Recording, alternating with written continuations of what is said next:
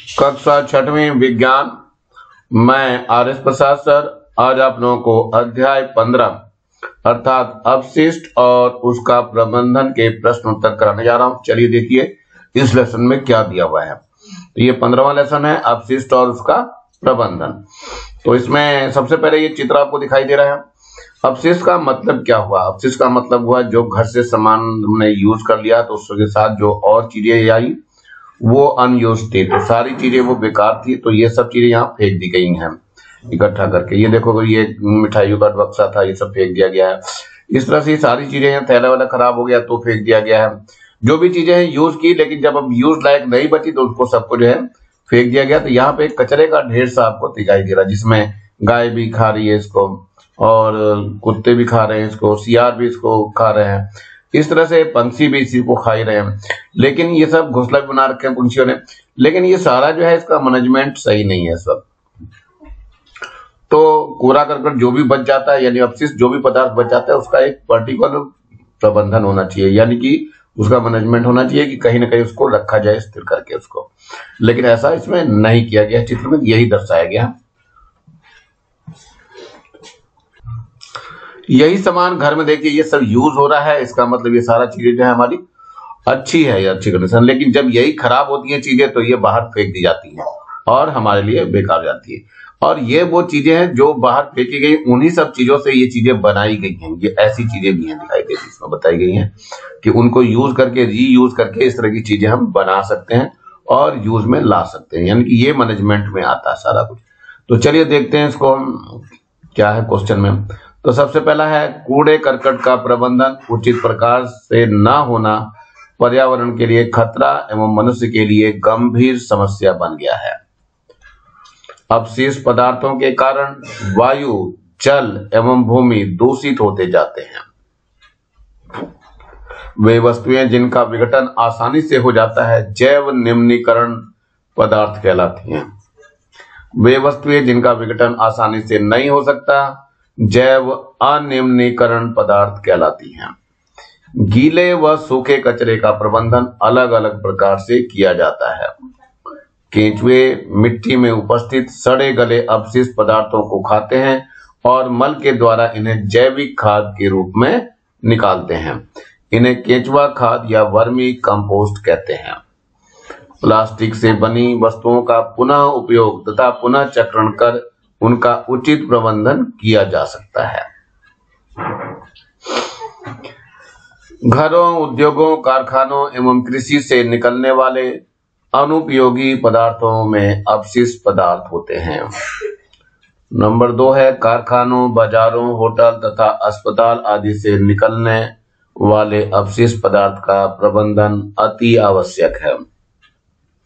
कूड़े करकट का प्रबंधन उचित प्रकार से न हो न पर्यावरण के लिए खतरा एवं मनुष्य के लिए गंभीर समस्या बनती जा रही है। अपशिष्ट पदार्थों के कारण वायु, जल व भूमि दूषित हो जाते हैं। वे वस्तुएं जिनका विघटन आसानी से हो जाता है जैव निम्नीकरण पदार्थ कहलाती हैं।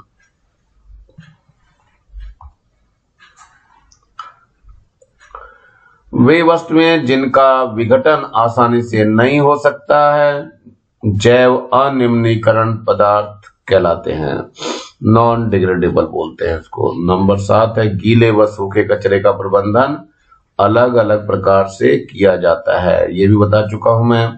प्लास्टिक से बनी वस्तुओं का पुनः उपयोग तथा पुनः चक्रण कर उनका उचित प्रबंध किया जा सकता है।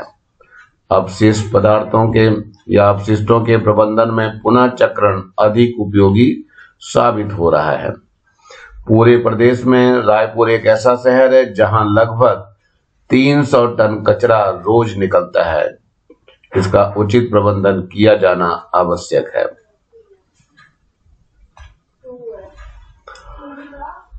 प्रश्न है तालाब का पानी पीने योग्य न होने के क्या कारण हो सकते हैं? तो ये उत्तर है बच्चों, ध्यान रखना, तालाब का पानी पीने योग्य नहीं होता है। तो तालाब में किए जाने वाले दैनिक कार्य जैसे नहाना, कपड़े धोना, बर्तन साफ करना, गाड़ियों को धोना, मवेशियों को नहलाना, धार्मिक कार्यों के पश्चात पूजा से निकलने वाली सामग्रियों को तालाब में विसर्जित करना आदि से तालाब के पानी में हानिकारक जीवाणु एवं वायरस विकसित होते रहते हैं, इसलिए पानी पीने योग्य नहीं रह पाता है। अर्थात तालाब का पानी भूल से भी नहीं पीना चाहिए। क्यों? क्योंकि इसमें बहुत सारा कचरा फेंक दिया जाता है जो कि नॉन डिग्रेडेबल होता है, मतलब वो अपघटित नहीं हो सकता है और उसमें रह करके अपने केमिकल्स को घोल देता है और वो जहरीला बना देता है। चलिए आगे देखते हैं अगले प्रश्न पे। अगर कचरे की मात्रा इसी तरह बढ़ती रहे तो भराव क्षेत्र की क्या स्थिति होगी? चलिए देखते हैं इसके उत्तर की तरफ बढ़ते हैं हम जरा। तो उत्तर में दिया गया है, अगर कचरे की मात्रा इसी तरह बढ़ती रहे तो भराव क्षेत्र कचरों का पहाड़ बन सकता है। बरसात में इन्हीं ढेरों से बदबू आने लगती है और मच्छर मक्खियों की संख्या में वृद्धि हो जाती है। बारिश में इस भराव क्षेत्र से कचरे का रिस कर पानी को प्रदूषित करता है और शहर की बड़ी आबादी पेचिश, पीलिया, चर्म रोग जैसी बीमारियों से पीड़ित रहता है। हैजा वगैरह भी इसी से आ जाता है। तो ये सब जो है इसके नुकसान हैं, तो इस तरह से कभी भी ऐसी स्थिति खड़ी होने नहीं देनी चाहिए। रोजमर्रा के जीवन में प्लास्टिक इस्तेमाल करने के लाभ और हानियों को लिखिए।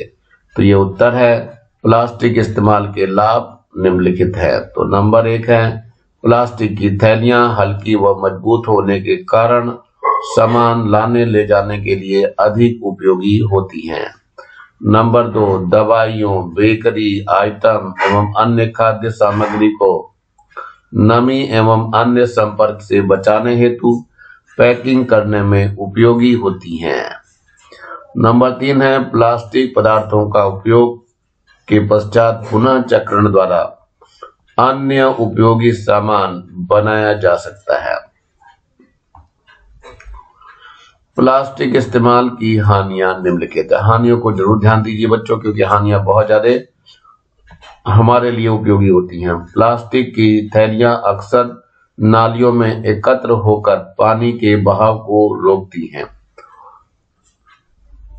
नंबर 2 है, कई जानवर जैसे गाय, कुत्ता आदि कूड़े के साथ प्लास्टिक को भी निगल जाते हैं, जो उनकी आंत में फंसकर मौत का कारण बन जाते हैं और वो फिर प्रदूषण का काम करने लगते हैं।